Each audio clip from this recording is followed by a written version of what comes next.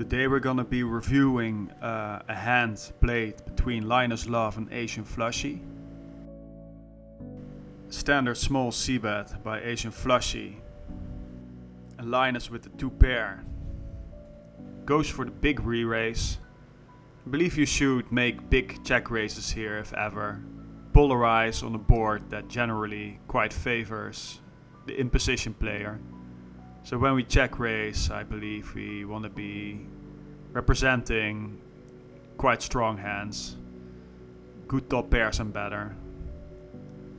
So when asianflushie re-raises here, the Jack 3 I believe can absolutely re-raise here or call. I think it's gonna be some sort of mix between raise and call here. That's my guess. The Linus goes for the re-raise. Think with the spades, Jack 3 of spades is probably more of a re-raise than Jack 3 of clubs. Usually with the sort of backdoor flush draw, we don't mind going more passive and let him bluff off, sort of realize equity by the turn, and having some surprise flushes on turns on rivers. But anyway, I think the re-raise is totally good what Linus did here with the spades. Queen is of course a sort of a disaster card, and I think the check is very mandatory here. I don't think Jack 3 will ever bet here. asianflushie can check back a bunch of better hands, namely jacks, Jack X. We also, for such a small bet, we probably cannot fold the Jack 3.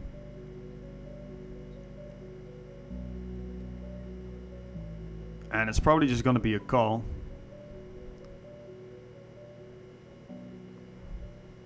Though Linus does something extremely interesting to me. And that's check raise. He's a very, sort of a solid showdownable hand, right? And he turns it into a bluff, trying to fold out better jacks and maybe overpairs by the river of some sort. Seems very, very ambitious, but he does hit a river card, which kind of really fits his check raise range. Well, a flush card, right? He should have a bunch of flush draws check raising here, supporting his nuttish hands, his full houses and whatnot. And now he has this marginal showdownable hand.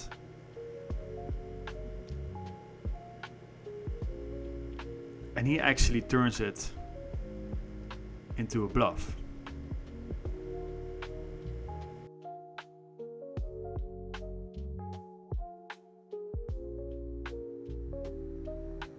Okay, so the solver also actually just chooses 2.5, so that's great. That's what asianflushie also chose. So we're gonna do that. Let's see what Linus's response would be. Yeah, we see a pretty hefty 3-bet, right? Jack 3 can absolutely 3-bet. It's mostly still calling. Fill out the flop. A range check for Linus. And the solver chooses a very small bet, which is exactly what asianflushie also chose. So they're probably really in tune with GTO here, so it's going to be interesting. It's going to be interesting to see if the full hand is played GTO by Linus.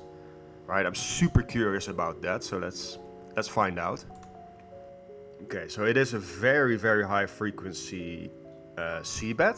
And I think Linus can call here, but should probably have, especially for the small size, a very high frequency check raise with the Jack 3, especially with the spades. So let's find out.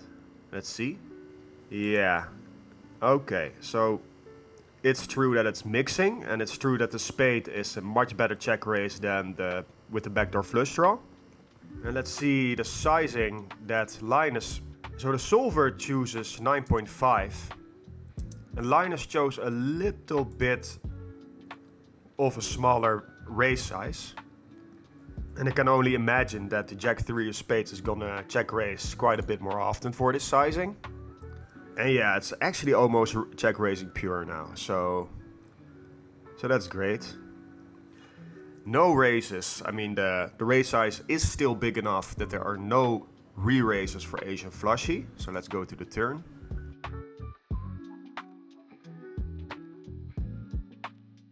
Oh. Okay, so this is interesting. The check raise size is actually big enough that in GTO, asianflushie shouldn't have any re-raises. So we're already going off the tree here. But the AI is choosing a much bigger re-raise size, if any.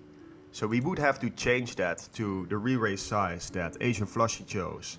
And then maybe, I think actually it will start re-raising a little bit. So let's see if it actually does. Okay, still no re-raises. I was wrong. So yeah, we're already going off the tree here. So that's gonna be interesting. So yeah, not sure if the solution will start degrading when we go off the path here, when we go off the tree here so much. But let's hope the AI will keep up with us. So yeah, at least Linus can call or re-raise. He chose to re-raise, again for a much smaller sizing, so we would have to check that now still as well. 37.96. Okay, so it's still about 50-50. Yeah, and it's probably already degrading a little bit. The solution, because we're going off the tree so much, you see the EVs are, varying widely here. There's even a little bit of sliver or fold when we look at the frequencies. So it's the AI is getting a little bit shaky now because we're just going off the tree. We're choosing an action that is just not taken by the solver. The re-raise by asianflushie here. So yeah, it's gonna get a little bit shaky, but I think this is still curious to see if LLinusLL0ve's line is gonna be part of the GTO line from this point onward, right? So yeah, his Jack 3 is about 50-50 to call a re-raise. He does re-raise. So that's all good for LLinusLL0ve so far.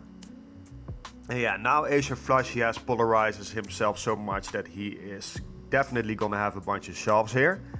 And let's just kind of trust what the solver, right? It's still gonna be quite in line with GTO, even though it's, has been degraded a little bit, the solution. It's still gonna be, how do you say? It's still gonna be sort of good enough to get an overall ID, right? So, okay, well, he does call the re-raise from Linus. Queen of Hearts turn. Okay, and now he checks, which is very, very good play. I mean, we can definitely trust this, right? That this is an absolute check, and I mean, it does also make intuitive sense, right? Why would you bet now with the Jack 3 when you got counterfeited, right? I don't know, like, the Jack 3 clubs is still betting, but, let's just... Yeah. Let's just assume that LLinusLL0ve absolutely made the right check here, and again, it really feels like a check to me. Now it's gonna get interesting, right? The bet size of asianflushie is smaller than this one, 14.25. Nothing much changes for Linus strategy, he's still checking. You can see the Jack 3, you see when we change the bet size, this Jack 3 is checking a little bit more often, so the solution for Linus is changing a little bit when we change the bet sizes for the opponent, right? That's how it works. Okay, so he bets. Now let's see if Linus can actually check raise this as a bluff, right? Yeah, see, now we're really getting off the rails. It really also, yeah. I mean, I think we also sort of get a turn resolve. So we just pick the final ranges of the flop and transfer them to the turn. And I think the AI is resolving the turn, so it's more accurate. That's what I think how it works here in GTO Wizard AI. So I think this solution is more accurate. Yeah, and we can see here that indeed the Jack 3 is not, and the Jack 3 of spades I should say, because the Jack 3 of clubs is actually check raising. So this is very interesting. This is already, like, so far, you know, so deep in the tree that it's already a little bit hard to reason about, right? Like, why is the clubs actually jack raising here, but the jack three of spades not? Maybe it's because, I don't know, asianflushie has more jack X of spades that LLinusLL0ve could fold out with a check raise by the three of clubs. Right, yeah, see, for instance, this ace jack here. The ace jack of spades is just like betting more often here. So that seems to be a pretty good reason. We see again here jack of spades. Also, you see jacks here with the club betting more often, so the jack three of clubs is blocking that. Yeah, so I mean, that's all kind of back and forth logic that's really hard to grasp, but there is always a reason to find, right? Why the jack three of clubs is in fact check raising while the jack three of spades is heavily favoring calling. So it has indeed to do obviously with blocker logic, you know, unblocking the jack of spades that can fold out and blocking some really strong nuttish value combos that include the jack of clubs. So without getting into that, let's sort of, I think we would have to start node locking Linus now, because he is just taking an action that the solver doesn't take. So that's going to be between call and raise. We're just going to assume that he is raising this. Yeah, maybe pure, maybe not. Let's just go somewhere in between. I have no idea. You know, we just don't know. Okay, so he does go for the bluff, and we also saw in the EVs earlier that it's not too far off, right? It could definitely, especially this far the tree, you know, where the range is also going to be differing than GTO most of the time, very starkly, right? So it exploitatively, it can easily be a very, very good play, and it obviously worked out for him in the end. So yeah, he does raise here. asianflushie calls. So yeah, he should still have a lot of queen X in his range. Because here also the ace jack, again, a combo that can be folded out on a bunch of rivers most likely. Hence also that's probably part of the reason why the jack three of clubs is a better check raise than the jack three of spades, right? Because we're kind of attacking or putting this specific combo in the tough spot. But again, also here the jack of clubs here, want to block that. Anyway, let's move to the river. Oh, I should probably also choose, I forgot guys, sorry.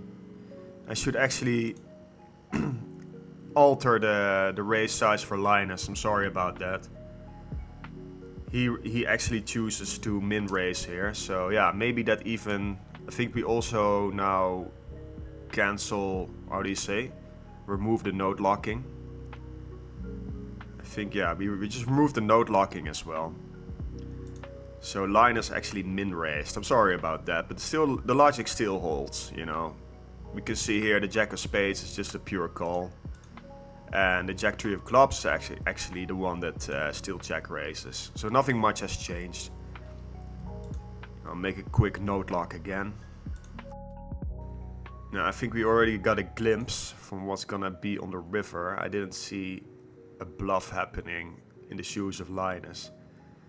And again, to the min raise, we can still see a lot of very, very good hands that asianflushie should just sort of call with on the turn, right? But again, like maybe Linus thinks that asianflushie would, you know, shove his queen X too much, right? Sort of maybe trying to, you know, get it in against a flush draw semi-bluff or something like that. That might be, you know, pretty good reason to shove in the heads of a lot of players. And that he may be too weak with, you know, specific combos like, I don't know, you know, like a jack or something like that. But yeah, let's move to the river. Okay, and there we go, yeah. So we node locked in the jack three of spades. And the jack three of clubs is still for the same blocker logic obviously as on the turn, is still the one that finds the all-in. And we can see here like the EVs are much closer. The AI made a resolve again, just a river solve. And so yeah, the Jack 3 of clubs is the one that can find the bluff here. Right, and we should be creative. I mean, Linus should be creative finding enough bluffs here, so to say, right? So yeah, definitely bluffs should come from the Jack 3. And we can see that the range being extremely narrow here anyway, right? He can still have 10-9. It's just a very, very off-tree, narrow range spot that's kind of tough. So we cannot really be sure about, you know, what's happening here. And the ranges, the actual true ranges in game here are gonna be very, very off and different than the GTO ranges here, you know. I mean, the game is so dynamic, you know, ranges and strategies change so quickly in this game. You notch a little bit of a parameter there, you change the range a little bit there, and the strategies can be drastically different. But yeah, you know, all in all, in GTO, the Jack 3 of spades, Jack raise on the turn, and river bluff is totally off tree and non-GTO, at least from LLinusLL0ve. But it worked out, you know. We can definitely call it a GTO, I mean, not GTO, excuse me, a genius play, if it works out, right? So that's it for that. Yeah, genius play by LLinusLL0ve, that is not GTO. I just came up with the title, and you saw it. Thank you so much for watching, hope to see you in the next one, and good luck at the tables.